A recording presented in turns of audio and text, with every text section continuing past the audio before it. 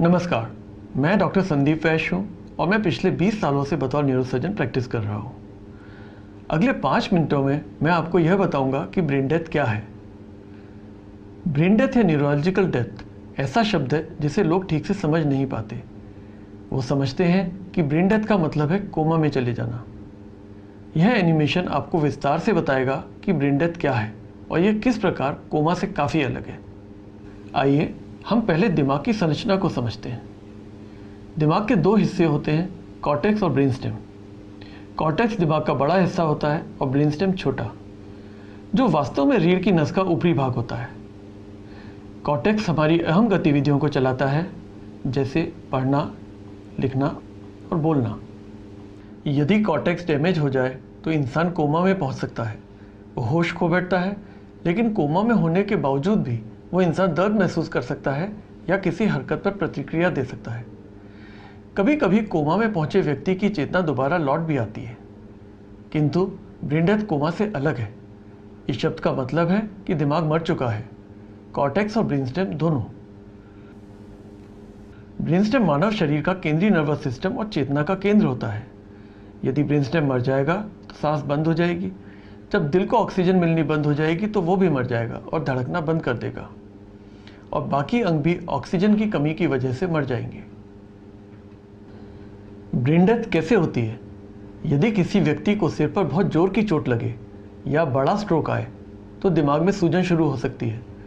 क्योंकि कपाल या स्कल बेहद सख्त हड्डी का बना होता है, इसलिए वो दिमाग को फैलने नहीं देता।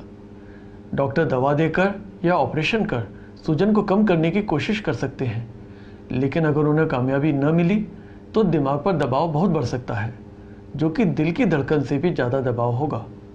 ऐसा होने पर दिल ऑक्सीजन से भरपूर खून को दिमाग में पहुंचाने में नाकाम रहता है। जब दिमाग को ऑक्सीजन नहीं मिलेगी तो ब्रेन सेल्स मर जाएंगे। वास्तव में ब्रेन सेल्स एकदम से नहीं मरते।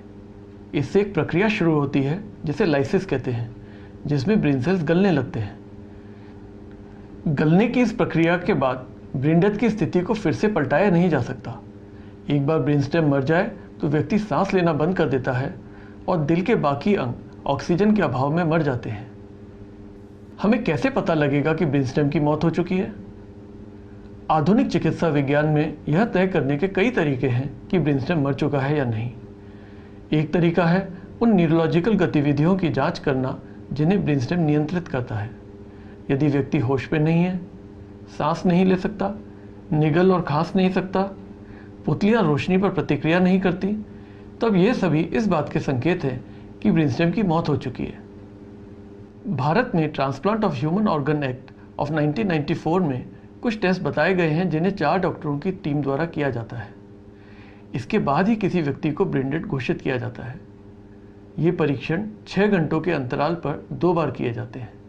लेकिन ये कैसे संभव है कि एक ब्रेन डेड मरीज का दिल धड़कता रहे? दिल को ऑक्सीजन कहाँ से मिलती है? ब्रेन डेथ से पहले मरीज को सांस लेने में मदद देने के लिए वेंटिलेटर पर रखा जाता है और उसके बाद ब्रेनस्टेम मर जाता है। भले ही ब्रेनस्टेम मर चुका हो और फेफड़े काम न कर रहे हो, फिर भी दिल धड़कता रहता है, क्योंकि उसे वेंटिलेटर से कृत्रिम ढंग से ऑक्सीजन मिलती रहती है। यदि ब्रेनस्टेम की मौत हो गई हो और बाकी का दिमाग भी मर चुका हो, तो क्या चीज़ दिल को धड़कने का आदेश देती है? दिल दिमाग से अलग है। यह एक ऑटोमेटिक पंप होता है। जब तक दिल को वेंटिलेटर से ऑक्सीजन मिलती रहेगी, वो कुछ समय तक धड़कना जारी रखेगा। ब्रेन डेथ के बाद यदि मृतक को वेंटिलेटर पर रखा जाए तो कितनी देर तक शव का दिल धड़कना जारी रहेगा? दिल कुछ घंटों तक धड़क सकता है, कभी कभी कई हफ्तों तक भी। औसतन दिल 2 या 3 दिनों तक धड़कता है और फिर मर जाता है। ब्रेनस्टेम की मौत का मतलब है कि मृत्यु हो चुकी है और इसे पलटाया नहीं जा सकता, और बाकी सभी अंगों का फेल होना रोका नहीं जा सकता। ब्रेन डेथ के बाद आज तक कोई भी व्यक्ति फिर नहीं उठा है। यदि ब्रेन डेथ का मतलब है कि मरीज मर चुका है, तो मृतक के शरीर में गर्माहट क्यों होती है और वो सोता हुआ सा क्यों लगता है? इंसान मर चुका होता है, लेकिन उसके अंगों जैसे कि दिल को कुछ दिनों के लिए जीवित रखा जाता है, जिससे वो सोता हुआ सा लगता है। किसी अंग को शरीर से बाहर रखकर भी ऑक्सीजन देकर जिंदा रखा जा सकता है, लेकिन एक बार दिमाग की मौत हो गई तो इसका मतलब है कि इंसान मर चुका है। ब्रेन डेड व्यक्ति दिमाग की मौत से पीड़ित नहीं है, वह मृत है। जब ब्रेन डेथ की पुष्टि हो जाती है तो तो मृतक के परिजन इस सवाल से परेशान होते हैं कि अब क्या करें। तो क्या उसके परिजनों को तब तक प्रतीक्षा करनी पड़ती है जब तक दिल धड़कना बंद ना कर दे, या फिर वो यह इच्छा जाहिर कर सकते हैं कि बाकी लोगों की ज़िंदगी बचाने के लिए वो अंग दान करना चाहते हैं। यह एक मुश्किल फैसला है और हर परिवार को वह करने का हक है जो वह करना चाहता है।